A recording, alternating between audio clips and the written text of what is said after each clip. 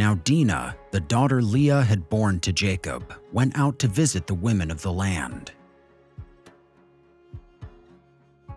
When Shechem, son of Hamor the Hivite, the ruler of that area, saw her, he took her and raped her.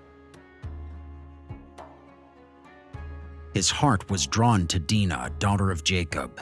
He loved the young woman and spoke tenderly to her.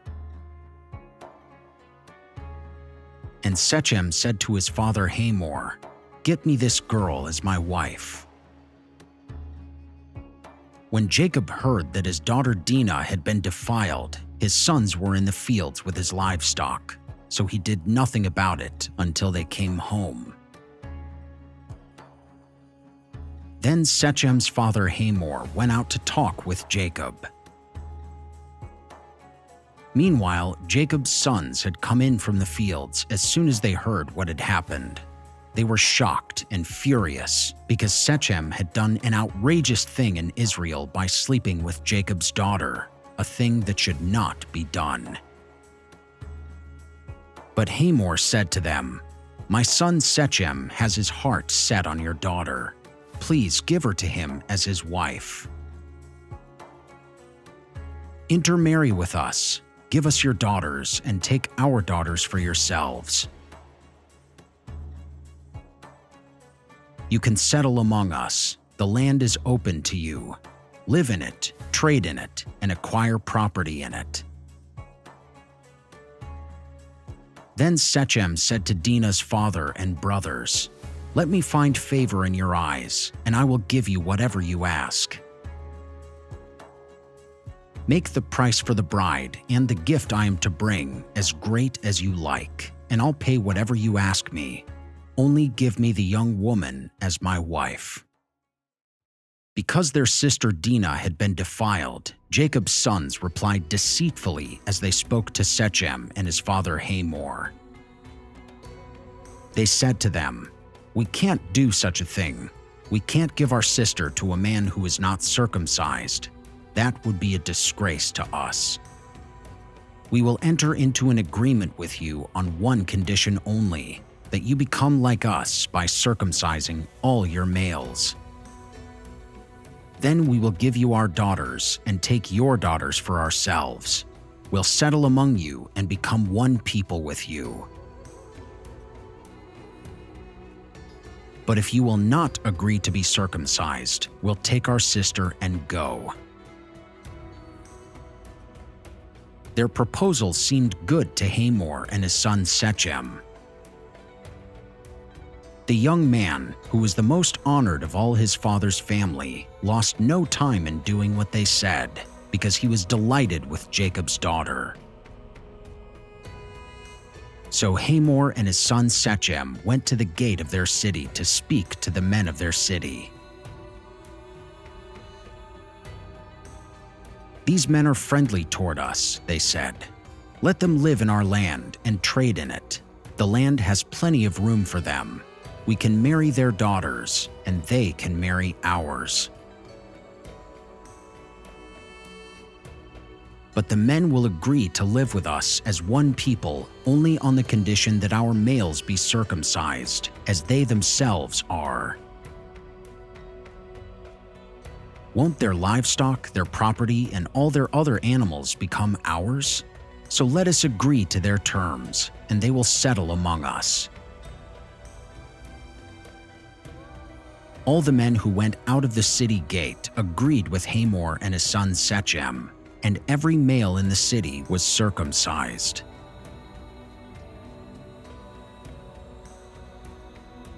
Three days later, while all of them were still in pain, two of Jacob's sons, Simeon and Levi, Dinah's brothers, took their swords and attacked the unsuspecting city, killing every male.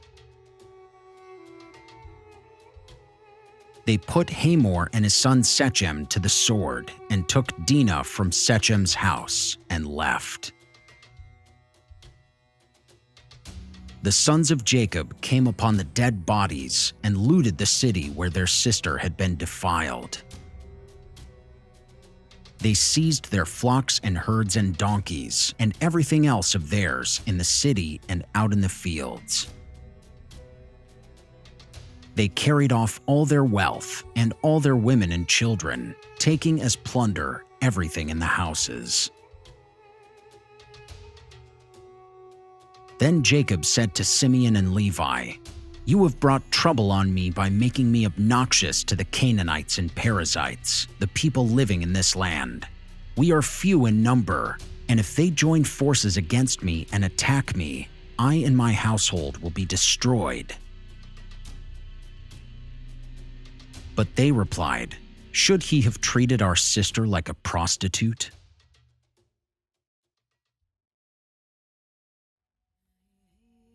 Then God said to Jacob, "Go up to Bethel and settle there, and build an altar there to God, who appeared to you when you were fleeing from your brother Esau."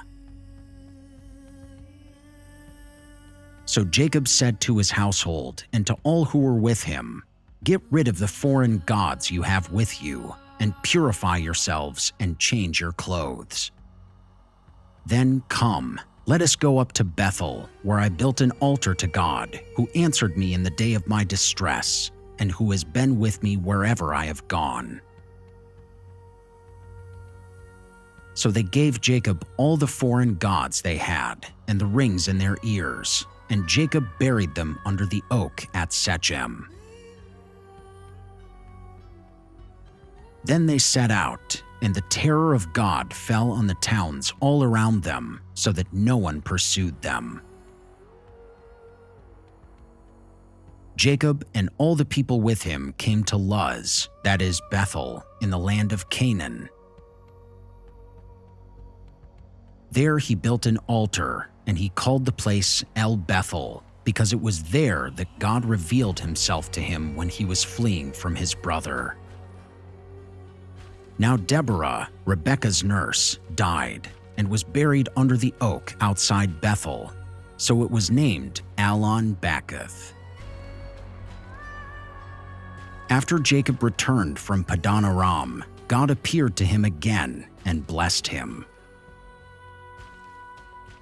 God said to him, "Your name is Jacob, but you will no longer be called Jacob.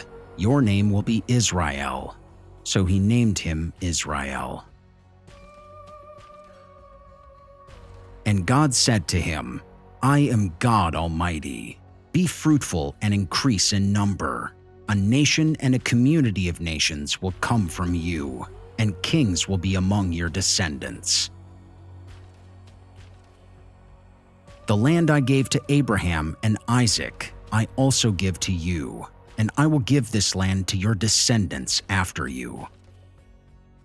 Then God went up from him at the place where he had talked with him. Jacob set up a stone pillar at the place where God had talked with him, and he poured out a drink offering on it. He also poured oil on it. Jacob called the place where God had talked with him Bethel.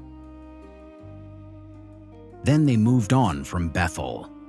While they were still some distance from Ephrath, Rachel began to give birth and had great difficulty. And as she was having great difficulty in childbirth, the midwife said to her, "Don't despair, for you have another son." As she breathed her last, for she was dying, she named her son Ben-Oni, but his father named him Benjamin.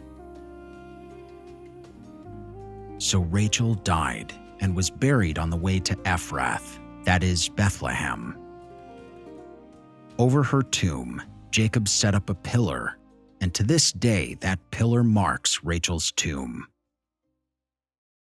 Israel moved on again and pitched his tent beyond Migdal Eder. While Israel was living in that region, Reuben went in and slept with his father's concubine Bilhah, and Israel heard of it. Jacob had 12 sons. The sons of Leah: Reuben, the firstborn of Jacob; Simeon, Levi, Judah, Issachar, and Zebulun. The sons of Rachel: Joseph and Benjamin. The sons of Rachel's servant Bilhah: Dan and Naphtali. The sons of Leah's servant Zilpah, Gad and Asher. These were the sons of Jacob, who were born to him in Paddan Aram. Jacob came home to his father Isaac in Mamre near Kiriath Arba, that is, Hebron, where Abraham and Isaac had stayed.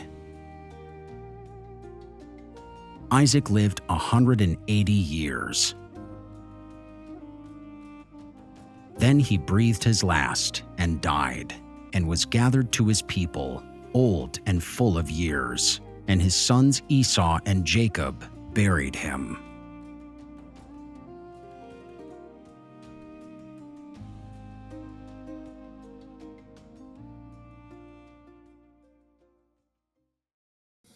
Hey guys, thank you for watching this episode of Animated Scriptures. My name is Miles Banks. And I'm Mark Williams, and it's our goal to bring every single word of the Scriptures to life. We want everyone to be able to read, hear, and see the Bible all in one place. Animating and narrating the entire Bible is a massive undertaking, and it's our goal to make these videos available for everyone, forever, for free.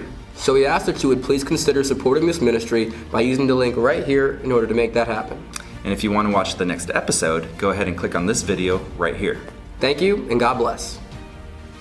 Boom. Look at you got your lines down. I try.